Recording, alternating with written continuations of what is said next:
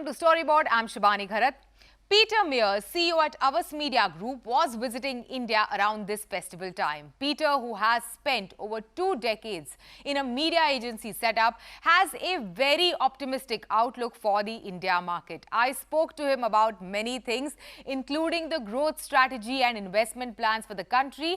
How has the business fared in terms of growth during these uncertain times?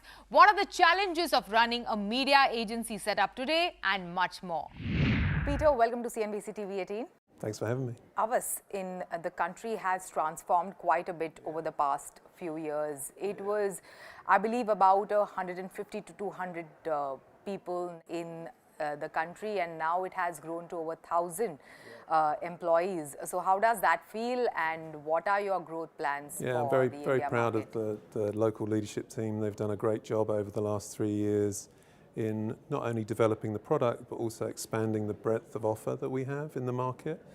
And I think we've done a great job in attracting new and different capability partners into the family, which has really helped our client relationships and created a stickier and deeper relationship with many client partners. So I'm super proud of the team here. I'm super proud of the progress we've made, and it's great to be now a 1,000-member family in India. As you say, we were only 300 a couple of years ago. Yeah, and globally so much has changed. The biggest one has been the pandemic that has impacted our day-to-day lives. Currency, market fluctuation, ongoing war, inflationary headwinds. How is all of this, Peter, impacting your business? Well, it's a lot, isn't it? I mean, as you know, the list that you've just gone through is significant, and that's just in the last 3 years. And I think that it's a constant. You know, change is a constant in our lives, in business, in this industry, and also transformation, therefore, is a necessity. I'm really proud of the way that we were able to manage the pandemic. Now we've got a conflict in Eastern Europe, which continues to cause problems across not only the very micro region, but also across the rest of Europe, and the effects of that, I think, are being felt globally. We've got inflation happening in many parts of the world. We're on the edge of recession in many parts of the world as well. So there are a lot of pressures that our clients are facing in different markets around the world, and our job is to help them navigate those pressures and help them understand how they can make an impact through media and through communications. So to stay ahead of that requires us to be thinking not just about 2022, 2023, but what does the world look like in 2025? And I think India is a great case for us to be thinking about what the world looks like in 2025. In what way? Well, the influx of new technology adoption in this market way outpaces much of the rest of the world. You know, we've focused a lot over the last couple of years on our commerce, on our e-commerce practice, and the potential for e-commerce transaction in India is incredible. Already 200 million transactions happening already. By 2030, it looks like India is going to be the 3rd largest market in the world. There's a massive opportunity for clients and for us, therefore, to help those clients navigate the e-commerce marketplace in this country. And a lot of the lessons that we're learning already in India are being exported to other markets around the world. So the importance of India has just become even greater for us. Having said that, what will be the key focus areas for HMG in the India market? Yeah, I mean, I'm really proud of the way the team have built a very strong core product, which we're offering our clients today, and we have great client relationships. We're doing great work. We've got great talent here. The focus for us for the next 3 years are 3 key areas, in the areas of content, commerce, and developing and building our data practice. And we believe those areas globally and in India are going to be what differentiate us and really help us drive stickier and deeper client relationships. Yeah, you mentioned the word transformation, when it comes to navigating through these uncertain times. What kind of transformation, according to you, has happened at HMG over the past couple of years, and how are you taking this forward? What will be the next story or the next journey of this transformation phase? The influx of the e-commerce channel has transformed every way that clients engage with their consumers. And we've built a practice over the last couple of years called Havas Market, which we now have active in over 20 markets, which really helps us harness that potential for clients. So not just in activation, in e-commerce activation or social activation, but also a consultancy around helping clients understand how they can navigate the entire commerce ecosystem. And that, I think, is already starting to help change the way that we engage with our clients, but for the next 3 to 5 years is going to be a massive focus for us. Yeah. And particularly in India, given the scale of the population here and all of those people having amazing computers in their hands to be able to buy stuff is a great opportunity for us. And also, if you can throw in some light on how do you maintain a profitable media group during these uncertain times? Because typically when things get tough for these big FMCG companies, automakers, the first thing that gets hit, of course, is the marketing and the advertising budget, and which in turn will definitely impact your business. So how do you maintain that during these tough times? Yeah, I mean, I think that what we've been able to do over the last couple of years is really focus on our core. Thankfully, we'd spent 2018, 2019 really focusing on what our product is for our clients, and we really invested heavily in the whole meaningful media space. So our belief is that certain clients and certain consumers have media which is more influential for them. So we really focused in on that space, and we built a whole planning system around that called MX. So having a planning system and a way of working with our clients going into the pandemic has really helped us through the pandemic, but also has helped us coming out of it as well, because it's made those client relationships stickier. But it's also helped us understand which is the most influential media that clients should be using. And I think that's really helped us secure those relationships and also ensure that the investment that we're making on our clients' behalf is having the greatest impact. Earlier, it used to be your WPP, Omnicom, IPG, these were the groups that had significant say and stake when it comes to the business in the India market. And ours has grown significantly over the past couple of years. So what, according to you, has led to that? Yeah, I mean, I think the team locally has done a great job. I think the way that we've been able to build and grow the network globally has helped as well. So we've been able to develop and bring some new clients into the group, which are active in India. So having more clients helps you build more activity, build greater impact with the local media supplier community. So that's definitely helped us. And also, I think that whereas this used to be, the media business used to be about scale, I think that scale is less important today than it has been in the past. I think there are so many different choices available for advertisers in terms of media partners that just being a scale player doesn't necessarily help you achieve what you're trying to achieve, and that's helped us as well. Yeah. If you can share your growth strategy for the India market, in the coming days. Yeah. So I mean, is it going to be acquisition led? So I mean, I'm not going to give anything away about specifics, but we've been very active on the acquisition front in many markets over the last 3 years, including India. So you can expect more of that. The group has an appetite to focus and invest in India. So we're investing in talent, we're investing in the product, and we're going to invest in building capabilities or acquiring capabilities when and where it makes sense for the group. So we're committed to India, and we're committed to seeing the growth that we've experienced over the last couple of years continue up until 2030. And what is the kind of investment that we will see from HMG for the India market in the coming months? Yeah, I mean, we're investing in the product. We're building a centre of excellence here in India, which we'll be using in the data space for the rest of the world. This is going to be in Mumbai. Yeah. So we're building out capabilities here. And also we're looking at different acquisition opportunities around specific capability areas. I mean, like commerce, like data, like content. Those are the areas that we're interested in. We're going to continue investigating all different partners in the market. and see what opportunities there are for growth. All right, thank you so much and all the best for that. Thank you so much for having me. It is time for a short break. On the other side, we have Synamedia CEO Paul Segre speaking about the media landscape in India and the impact of password sharing by users on OTT platforms. Welcome back. Synamedia is a video technology provider which has products that cover content distribution and delivery, security, advertising and broadband solutions. This UK headquartered company helps service providers and content owners to protect, enrich and deliver video in a better manner. Synamedia CEO Paul Segre was visiting Mumbai recently and I spoke to him about the media landscape in the country. What are the kind of solutions that OTT platforms and broadcasters are looking for, best way to arrest piracy in the country and the impact of password sharing by users on OTT platforms and much more. Paul, welcome to CNBC TV18. Thank you.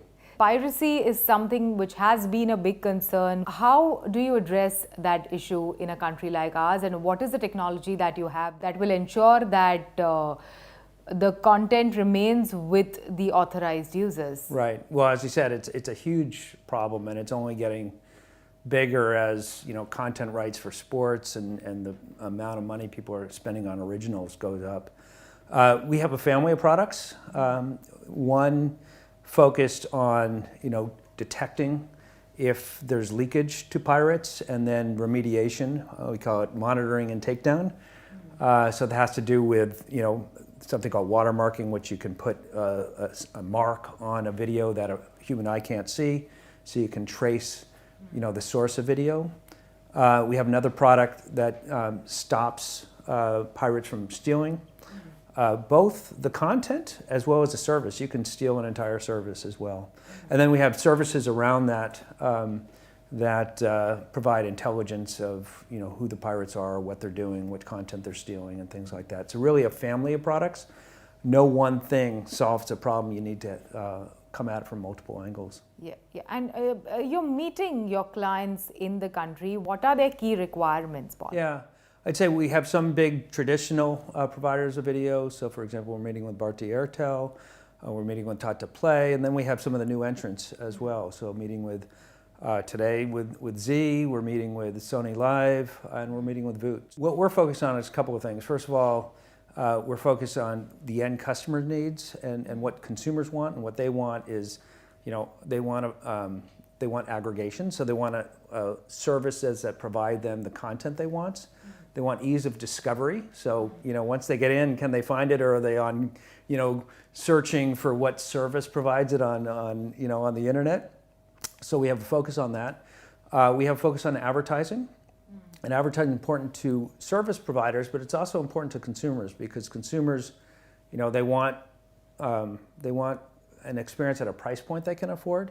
And only through advertising can you either offer it for free or lower cost. Correct. We have anti-piracy, and that's important for people generating content rights or buying content rights.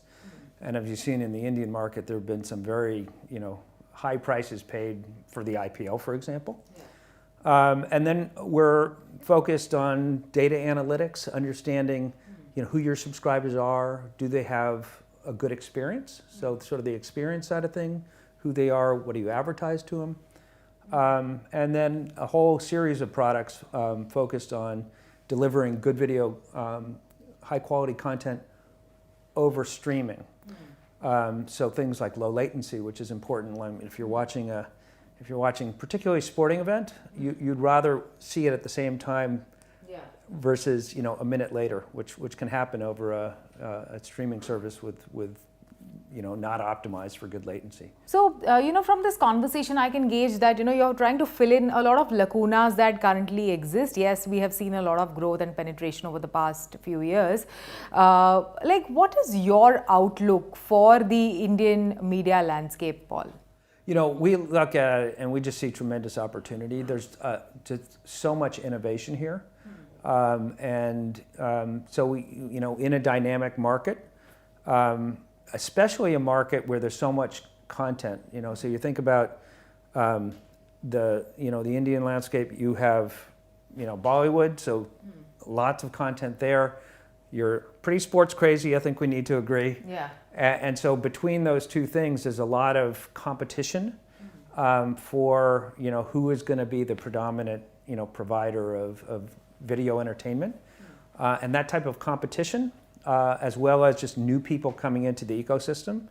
Yeah. When you look at how many people have broadband here, how many people have TVs, there's still, I think, 150 million homes that are still primarily over their watching video over their smartphone. So there's both innovation as well as just a lot of new new people in the population who are getting TVs or coming online.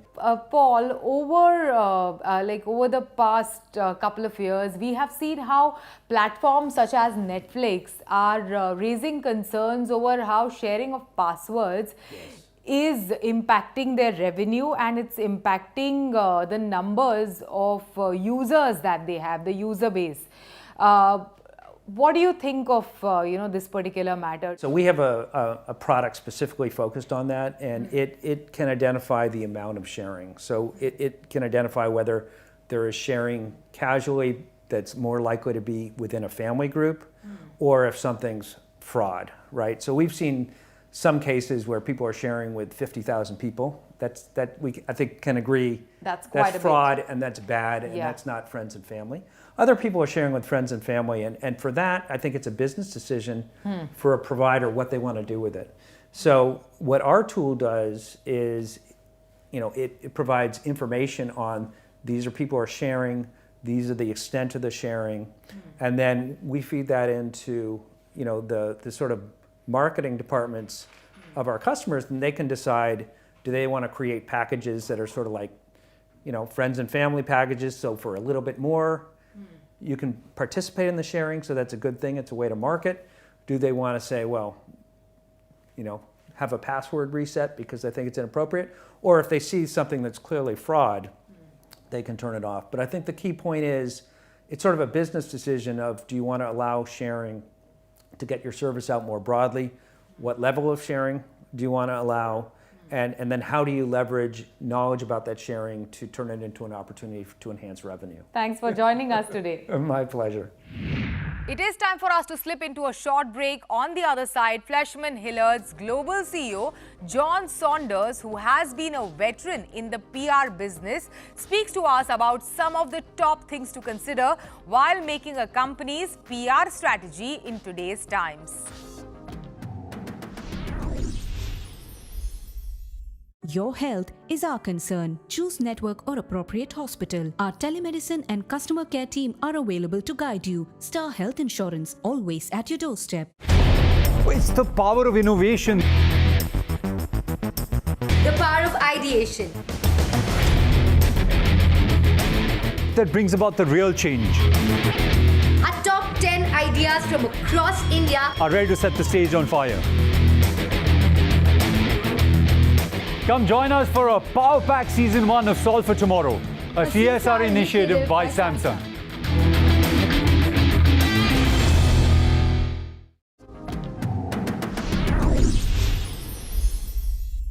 Welcome back.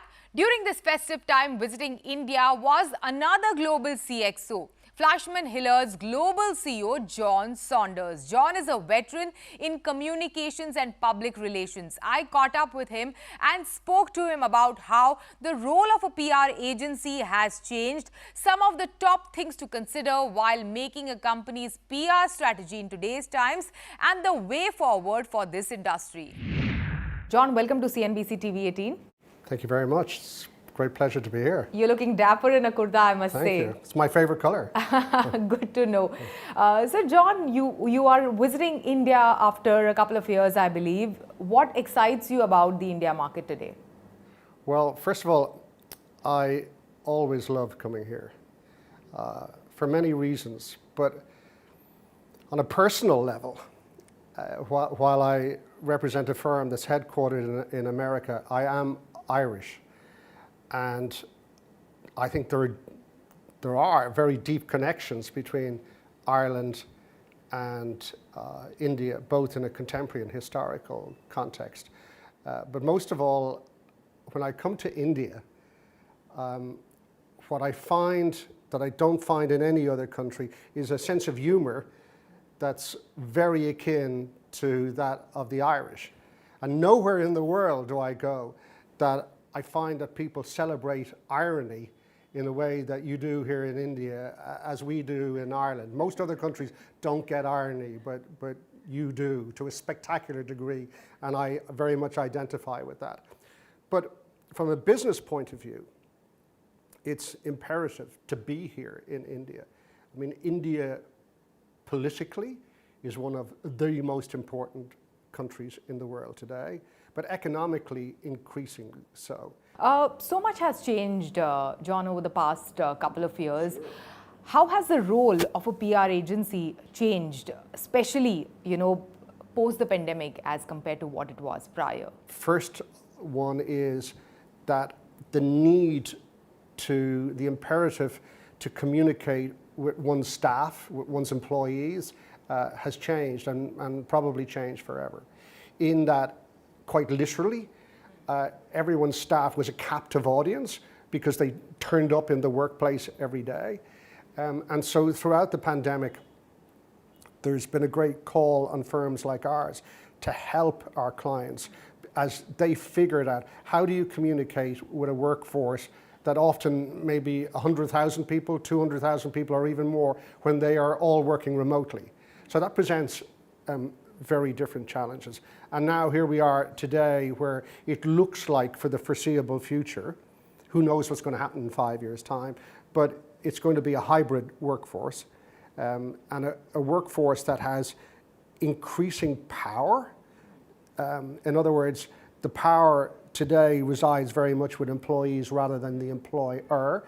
That's internal. What about external? Externally, I think the CEOs were very keen to remain neutral on all of the issues of the day, whereas both employees and customers are increasingly expecting CEOs to take a stand or have a view on the issues of the day, whether they're to do with politics or do with the environment or a whole range of other subjects, including mental health, for example. And that is uncomfortable for a lot of CEOs whose primary focus has been the bottom line, but they now need to be able to communicate on a range of other issues. Great.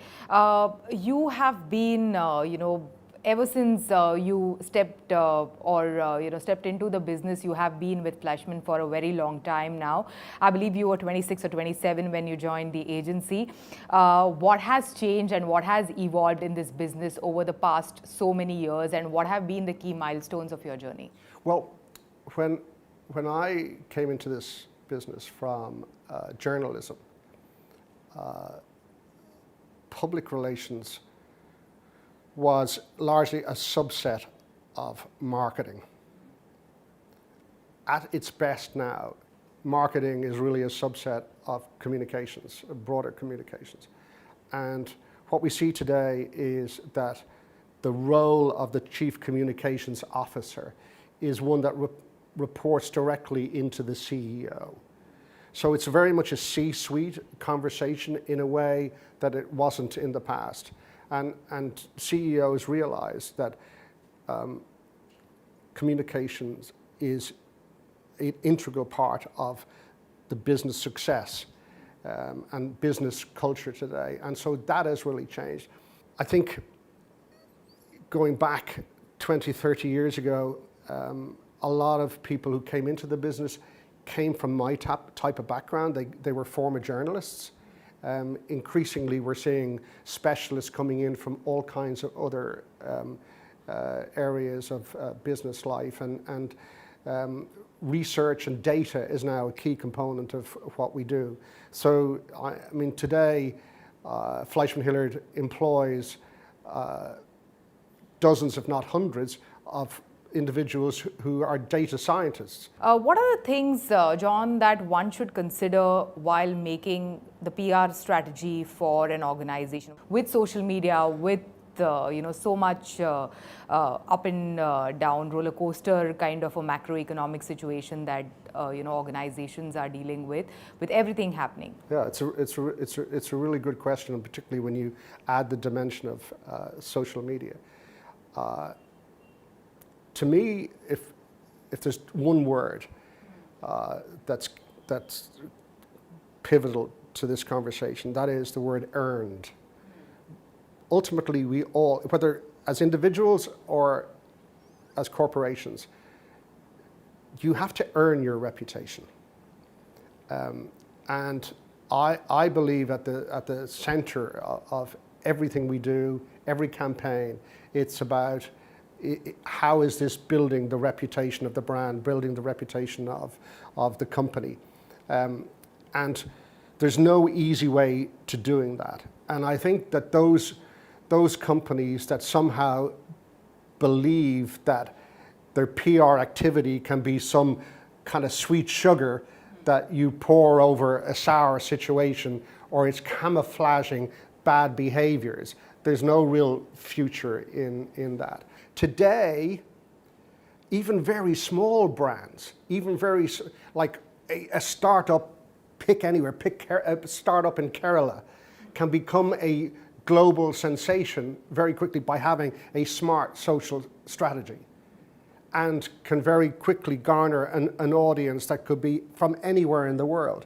Heretofore, that was absolutely impossible. So spending money wisely with a very good social strategy can make an enormous difference to business. And so I see that the role of influencers within our business, for example, specifically in areas like healthcare, can make and will make a very big difference in the years to come.